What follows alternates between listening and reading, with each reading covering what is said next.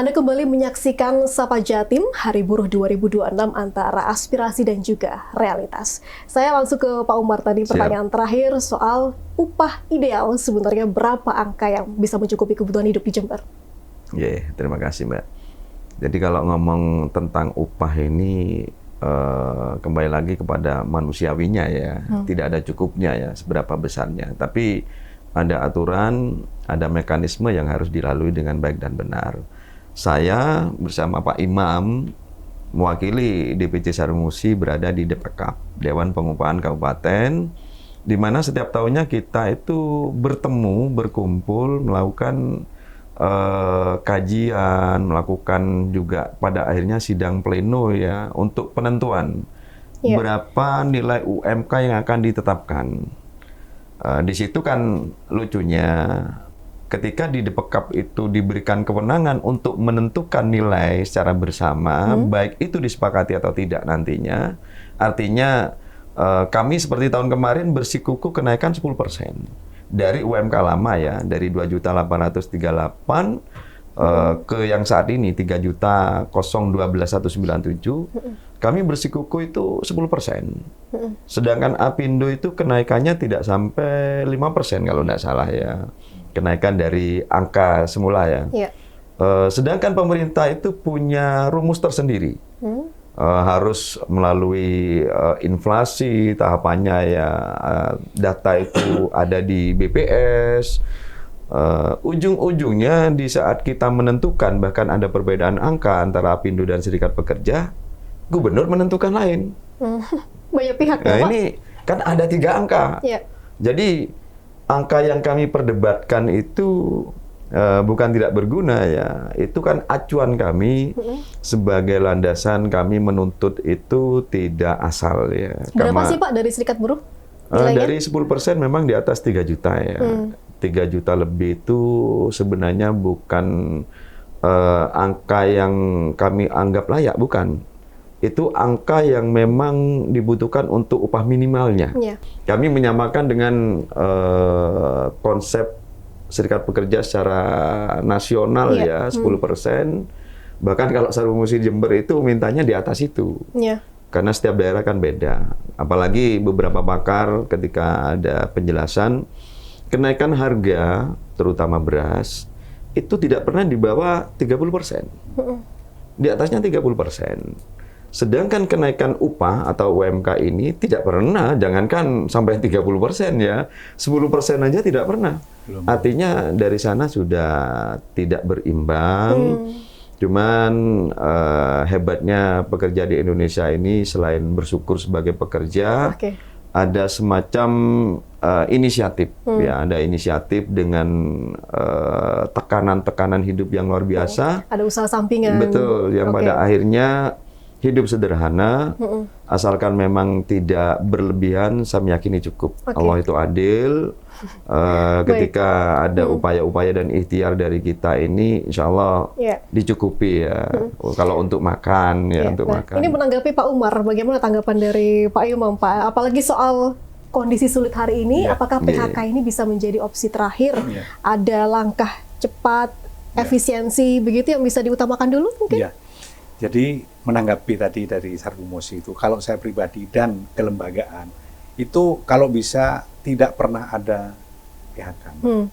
Jadi diupayakan bagaimana caranya supaya karyawan yang ada di situ itu bisa makan sesuai pokok 4 sehat 5 sempurna lah ya. 4 sehat 5 sempurna.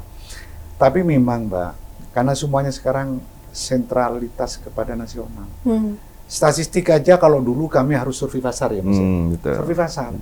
Jadi kelayakan hidup itu kebutuhan berapa, terus daya beli seperti apa. Itu kita dulu ke pasar-pasar, minimal itu 3 pasar besar di tradisional di wilayah Kabupaten Jember. Tapi sekarang kan tidak, sentralnya kepada statistik nasional.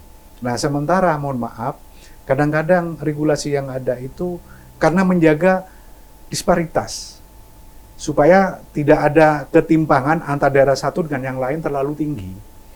Tapi juga berakibat ketika memang daya belinya kurang, terus pendapatannya kurang, ya semakin kecil. Nah, makanya yang diminta oleh Sarbu Musi tadi wajar kalau menurut saya. Saya sebagai kelembagaan juga wajar. Tapi kadang-kadang inilah senangnya hidup di Jember terutama. Kenapa saya gandeng kepada ketenagakerjaan? Karena Apindo itu juga menata ketenagakerjaan, Mbak. Bukan melulu pendapatan yang dicari, bukan. Jadi memang didirikan dulu Apindo itu kan 1952. Itu di perkebunan, sejarahnya itu.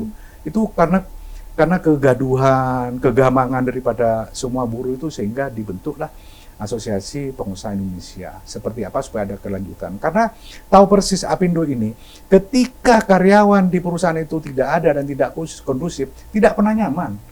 Dan tidak pernah untung, saya yakin, kalau perusahaan seperti itu. Dan makanya, kalau perusahaan itu mampu sebenarnya hitung-hitungannya, LR-nya itu bisa membayar lebih dari UMK, kalau udah bayar itu naik. Ya. Itu yang pertama. Lalu yang kedua, doanya karyawan dan buruh ini sangat tajam sekali, Mbak. Karena biasanya yang teraniaya yaitu malah landep. Mustajabah ya, Pak? Iya.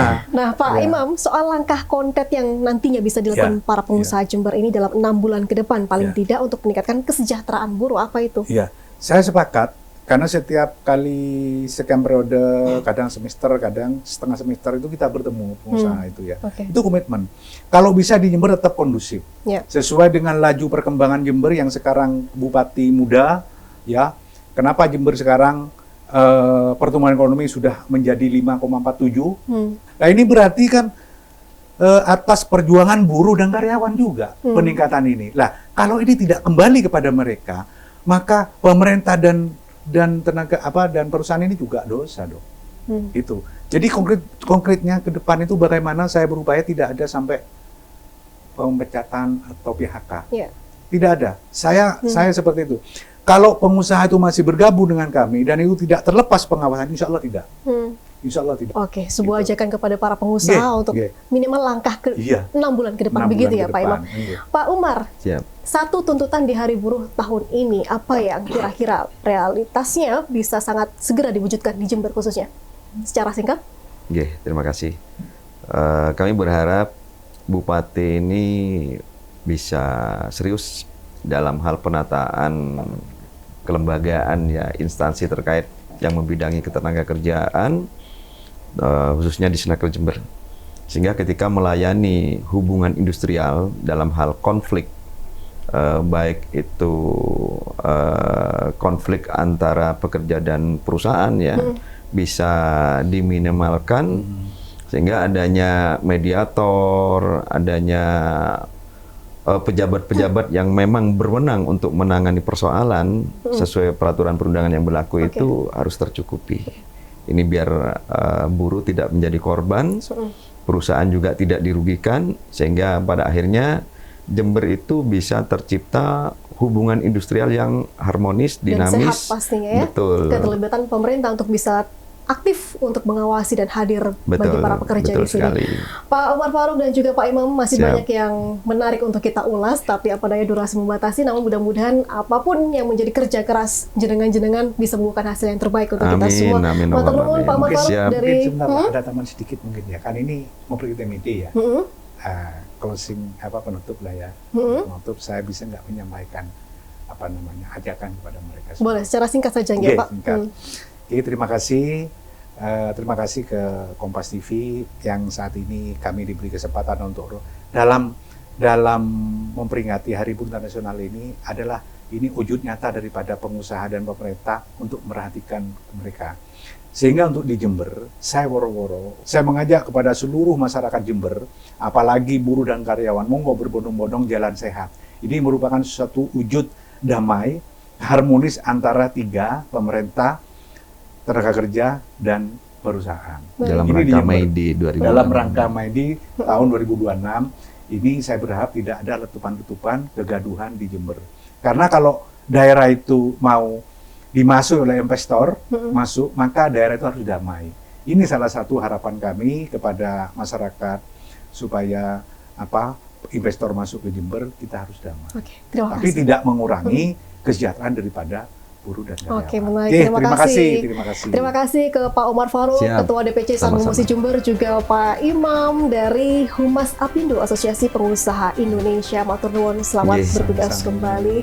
Saudara, perbincangan ini menunjukkan bahwa antara aspirasi buruh dan realitas dunia usaha masih ada jarak yang perlu dijembatani. Namun kita sepakat buruh dan pengusaha bukanlah dua kubu yang harus saling mengalahkan, tapi dua pihak yang harus bertahan bersama. Semoga Hari Buruh tak hanya menjadi ruang menyampaikan tuntutan, tetapi juga momentum untuk menghadirkan solusi yang nyata. Saya Pia Mediana pamit undur diri. Terima kasih atas perhatian Anda. Saksikan terus Sapa Jatim di episode berikutnya.